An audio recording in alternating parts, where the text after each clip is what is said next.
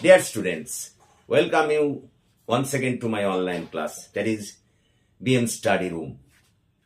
দেখো, আজ একটা গুরুত্বপূর্ণ বিষয় নিয়ে তোমাদের সামনে হাজির হয়েছি। আজ আমি লর্ড টেনিসনের ব্রেক ব্রেক ব্রেক এই কবিতাটি নিয়ে তোমাদের সামনে হাজির হয়েছি। কলকাতা বিশ্ববিদ্যালয়ের LCC 2 পঞ্চম সেমিস্টারের জন্য এই কবিতাটি এবারে খুব ইম্পর্টেন্ট। এখান থেকে প্রশ্ন এবছর আসবেই। সেই কারণে আমি আজ এই কবিতাটি লাইন বাই লাইন এক্সপ্লানেশন করব এবং এখান থেকে যে সমস্ত প্রশ্ন আসতে পারে সেই প্রশ্নগুলো আমি বলবো।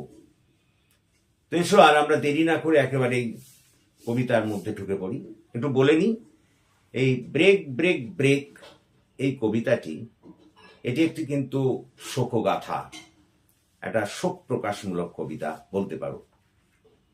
এই কবিতার কবি হলেন অবশ্যই অ্যালফ্রেড লর্ড টেনিসন এবং তিনি এই কবিতাটি রচনা করেছিলেন 1835 সালে, তবে এই কবিতাটি প্রকাশিত হয় 1842 সালে। কবিতার ব্যাকগ্রাউন্ড হিসেবে একটু বলে নি, প্রেক্ষাপট হিসেবে বলে নি। কবি লর্ড টেনিসনের জীবনে একজন খুব প্রিয় বন্ধু ছিলেন, তার নাম আর্থার হেনরি হ্যালেম। তো কবি তার ওই বন্ধুকে হারিয়েছেন। স্বাভাবিকভাবেই নিজের প্রিয়জনকে হারিয়ে তিনি খুবই শোকস্তব্ধ, কিচ্ছু প্রকাশ করতে পারছেন না। এতটাই শোকস্তব্ধ যে তার কিচ্ছু ভালো লাগছে না, জাগতিক কোনো কিছু ভালো লাগছে না। তো তিনি সমুদ্রের তীরে এসে বসেছেন এবং সেই সময় তার যে অনুভূতি সেটাকেই তিনি এখানে প্রকাশ করেছেন। আমি সেটাই এখানে তোমাদের বলবো। দেখো কি বলছেন, শোনো। ব্রেক ব্রেক ব্রেক, ভেঙে ফেলো ভেঙে ফেলো ভেঙে ফেলো। দেখো, আমরা যখন খুব শোকস্তব্ধ হয়ে যাই তখন জগৎ তো তার মতোই চলতে থাকে, কিন্তু আমাদের তো সেগুলো একদম ভালো লাগে না। তখন আমি আমার ওই যে দুঃখময় চিন্তাধারা দিয়ে সবকিছুই দেখি বা বিচার করি। তো কবিও তেমনি, সমুদ্রের ঢেউ আসছে যাচ্ছে, তো তার কিচ্ছু ভালো লাগছে না, কোনো পজিটিভ কিছু তার মনে আসছে না। তখন সেজন্য তিনি কি বলছেন, ব্রেক ব্রেক ব্রেক, ভেঙে ফেলো ভেঙে ফেলো ভেঙে ফেলো। কোথায় কোল্ড গ্রে স্টোনস ও সি, ও সমুদ্র তুমি তোমার ওই ঢেউগুলি দিয়ে পাহাড়ের ওই যে কোল্ড গ্রে স্টোন অর্থাৎ ওই ধূসর ঠান্ডা পাথরগুলি আছে ওগুলোকে তুমি ভেঙে ফেলো। অর্থাৎ সমুদ্রের ঢেউকে কবি বলছেন, ও হে সমুদ্র তুমি তোমার ঢেউ দিয়ে ওই সমস্ত পাথরগুলো, ওই ঠান্ডা ধূসর পাথরগুলোকে ভেঙে ফেলো। And I would that my tongue could utter the thoughts that arise in me. খুব সুন্দর কথা বলছেন। এটা খুব ভালো হতো যদি আমার মনের ভেতরে যেসব কথা আসছে আমি সেগুলো প্রকাশ করতে পারতাম। মানে কবি শোকস্তব্ধ বন্ধুর মৃত্যুতে, তার কিচ্ছু ভালো লাগছে না। বলছেন যেটা খুব ভালো হতো যে আমার মধ্যে যে চিন্তাধারা জাগছে এখন সেটা যদি আমি প্রকাশ করতে পারতাম।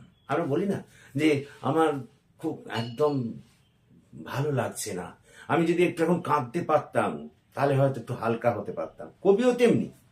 কবিও তেমনি বন্ধুকে হারিয়ে এতটাই তিনি ভেঙে পড়েছেন যে তার কিচ্ছু ভালো লাগছে না।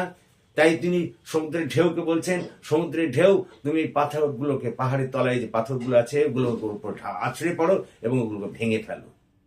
এবং নিজেই বলছেন এটা যদি খুব ভালো হতো আমি যদি আমার মনের ভাবটাকে এখন প্রকাশ করতে পারতাম। কিন্তু বন্ধুর মৃত্যুতে তিনি এতটাই শোকস্তব্ধ যে তিনি বাকরুদ্ধ হয়ে গেছেন, কিচ্ছু বলতে পারছেন না।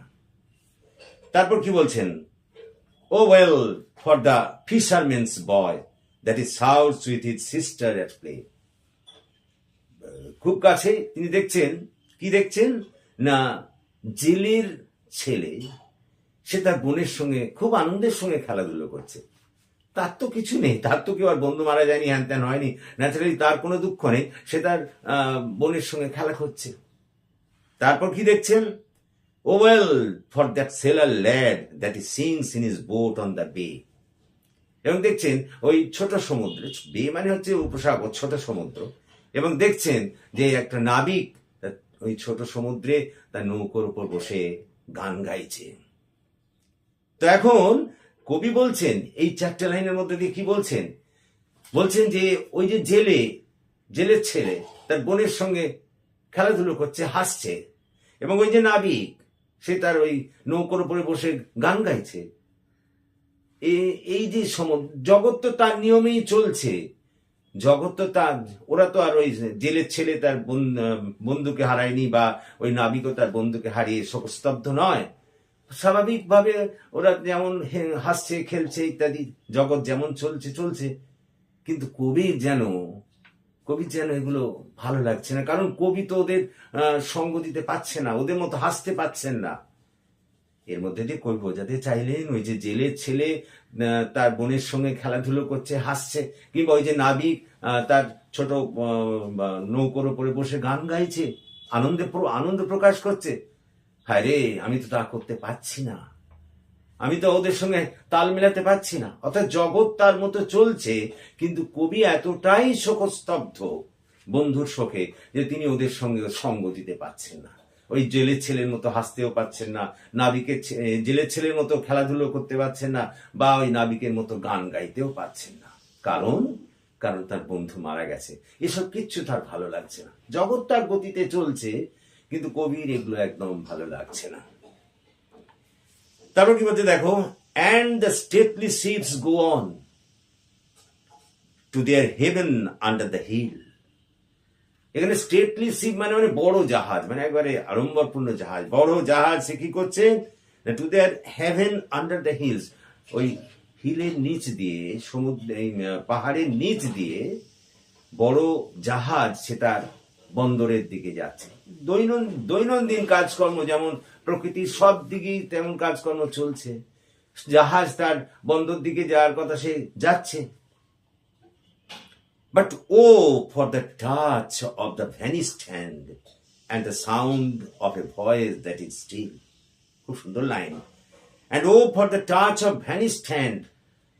Vanished hand মানে অদৃশ্য হাত। এখানে কার হাতের কথা বলা হয়েছে?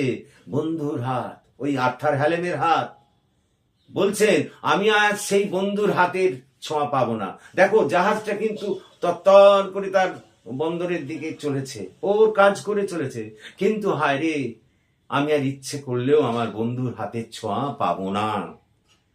and the sound of a voice that is still, এবং ভয়েস মানে কণ্ঠস্বর, আমার বন্ধুর কণ্ঠস্বর না আর আমি শুনতে পাবো না, সেটাও বন্ধ হয়ে গেছে।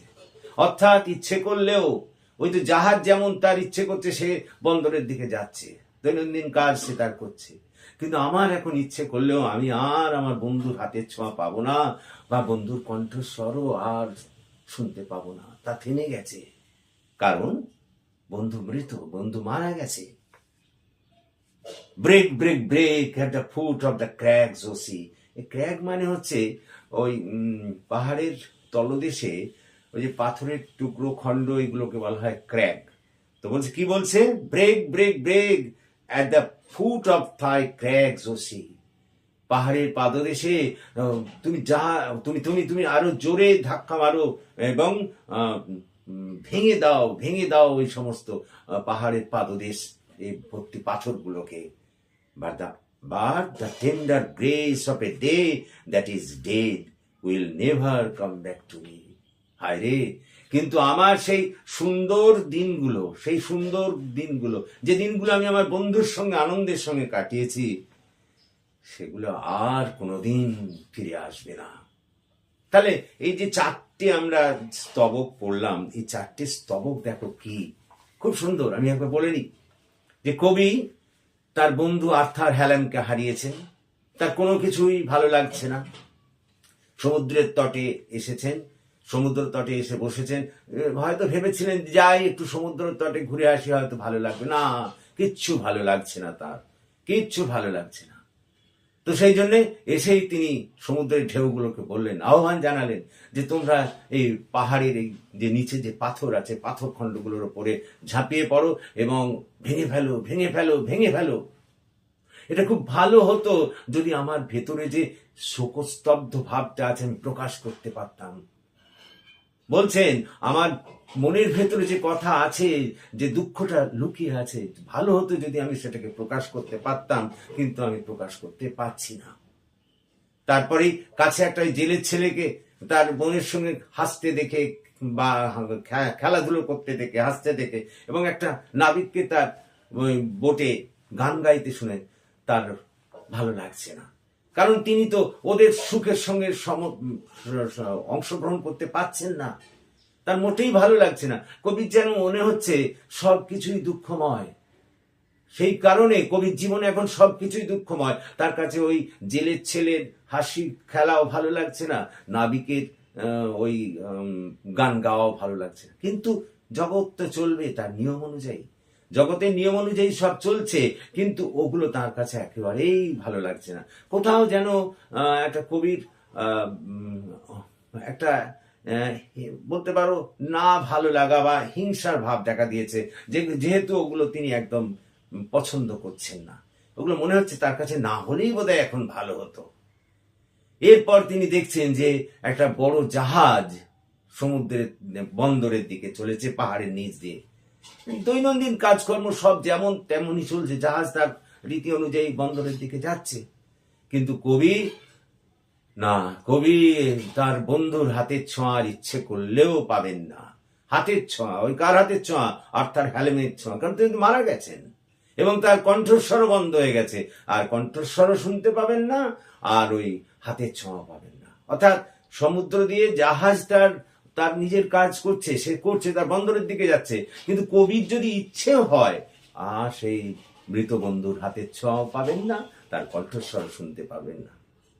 শেষ প্যারাগ্রাফে স্তবক এসে বলছেন যে ওই পাথরের নুড়িগুলোকে, ওই যে পাহাড়ের নিচে যে সব নুড়িগুলো আছে, ওগুলোকে ভেঙে ফেলতে বলছেন ঢেউকে, এবং বলছেন যে আমি অতীতে আমার বন্ধুর সঙ্গে যে সব সুখের দিনগুলো কাটিয়েছি, যে মিষ্টি সুখের দিনগুলো কাটিয়েছি, না আর আমি সেই সব দিনগুলো ফিরে পাবো না।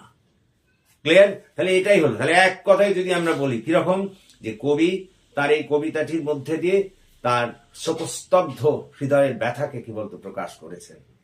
কবি সমুদ্রের তীরে এসে যখন দেখলেন সমুদ্রের ঢেউ আছড়ে পড়ছে, তখন সমুদ্রের ঢেউকে তিনি বললেন যে ওই পাহাড়ের নিচে যে সমস্ত পাথরখণ্ড আছে তার উপরে ঝাঁপিয়ে পড়ে সেগুলো ভেঙে ফেলতে বললেন, এবং বললেন যে তার ভালো লাগতো যদি তিনি তার মনের ব্যথাটাকে, ওই বন্ধু বিয়োগের ফলে যে মনে ব্যথা জমেছে সেটাকে যদি তিনি প্রকাশ করতে পারতেন তাহলে ভালো হতো, কিন্তু পাচ্ছেন না। এরপর ওই কাছেই জেলের ছেলেকে তার বোনের সঙ্গে খেলা করতে দেখে, হাসতে দেখে, সেই সুখের সঙ্গে তিনি নিজেকে মিলিয়ে নিতে পারেননি, তার ভালো লাগছে না। একইভাবে নাবিক যে গান গাইছে আনন্দের, দৈনন্দিন জীবনে তারা যা করে তাই করছে, তাদের তো আর দুঃখ নেই এরকম, স্বাভাবিকভাবে সে গান গাইছে বা ওই জেলের ছেলেটি হাসছে, বোনের সঙ্গে খেলা করছে, এগুলোকে কবি ভালো লাগছে না তার। এগুলো যেমন তখন তার কাছে মনে হচ্ছে বোধহয় না হলেই এগুলো ভালো হতো। এরপর ওই জাহাজ যখন কি ওই বড় জাহাজ তার বন্দরের দিকে যাচ্ছে, কবি দেখছেন যে দৈনন্দিন জীবনের কাজকর্ম চলছে, তার এখন যদি ইচ্ছেও হয় যে তিনি তার ওই বন্ধুর হাতকে ছোঁবেন না, তিনি আর সেই বন্ধুর হাতের ছোঁয়া পাবেন না, কারণ সে তো আর নেই, তার তো মৃত্যু ঘটেছে, এবং তার কণ্ঠস্বরও আর শুনতে পারবেন না, কারণ সেই কণ্ঠস্বর থেমে গেছে। তারপর লাস্টলি কি বলছেন, ওই পাথরের নুড়িগুলোকে ভেঙে ফেলার কথা বলেছেন ওই সমুদ্রের ঢেউকে, এবং সঙ্গে সঙ্গে তিনি বলছেন যে আমার সেই অতীতের যে সুখকর দিনগুলো, বন্ধুর সঙ্গে আমি যে সুখকর দিনগুলো কাটিয়েছি, সেই দিনগুলো আর কোনোদিন আমি ফিরে পাবো না। এই হচ্ছে মোর কবিতা। তো কবিতাটির মধ্যে দিয়ে কোথাও যেন একটা কবির দুঃখের, কবির বেদনা প্রতিটি প্রায় ছত্রে ছত্রে আমরা প্রকাশ পাই। এখান থেকে যে আসে কবিতায় যে প্রশ্নগুলো আসে, যে দেখো সেটা প্রশ্নটা হচ্ছে যে সারমর্মটা বলো, এই কবিতার সারমর্ম। তারপরে প্রশ্ন উঠতে পারে যে এলিজি হিসেবে এটা কতখানি সার্থক, শোকগাথা হিসেবে এটা কতখানি সার্থক, সেটাও বলতে পারে। তো দেখো, আমি প্রথমে সারমর্মটা যদি লিখতে হয় তুমি কিভাবে লিখবে সেটাকে একটু বলে দিই। বলবে যে কবি লর্ড টেনিসন তাঁর এই কবিতায় মধ্যে দিয়ে তার বন্ধুর মৃত্যুর ফলে যে তিনি দুঃখ পেয়েছেন, সেই দুঃখটাকে এখানে প্রায় প্রতিটি ছত্রে ছত্রে প্রকাশ করেছেন। এবং এই কবিতায় দেখা যায় যে তিনি সমুদ্রের ঢেউকে এই কারণেই বলেছেন যে সবকিছু ভেঙে ফেলতে, তার কিছু ভালো লাগছে না সবকিছু ভেঙে ফেলতে, কারণ তার তার ভেতরে যে দুঃখ আছে সেটাকে তিনি প্রকাশ করতে পারছেন না। এরপর তিনি ওই জেলের ছেলে বোনের সঙ্গে খেলা এবং হাসি, কিংবা নাবিকের নৌকোয় গান গাওয়া, এটা দেখেও তিনি খুশি হতে পারছেন না, কারণ তার মন ভারাক্রান্ত, এগুলো তিনি একেবারেই পছন্দ করছেন না। এরপর তিনি একটি জাহাজকে দেখছেন কোথায় চলেছে, সে তার বন্দরের দিকে, দৈনন্দিন কাজ হিসেবে যা হবার তাই চলছে, জাগতিক কাজ।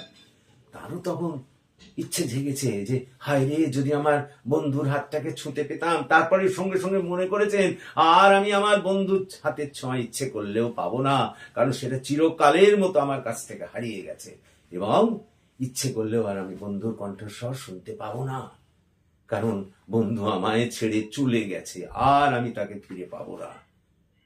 এবং লাস্টলি তিনি বলেছেন পাথরের নুড়িগুলোকে ভেঙে ফেলতে সমুদ্রের ঢেউকে, এবং এ কথাও বলেছেন যে আমি, অর্থাৎ কবি নিজে আর কোনোদিন তার সেই পুরনো সুখময় দিনগুলো, যে দিনগুলো তিনি তার বন্ধুর সঙ্গে সুখের সঙ্গে কাটিয়েছেন, সেগুলো আর কোনোদিন পাবো না।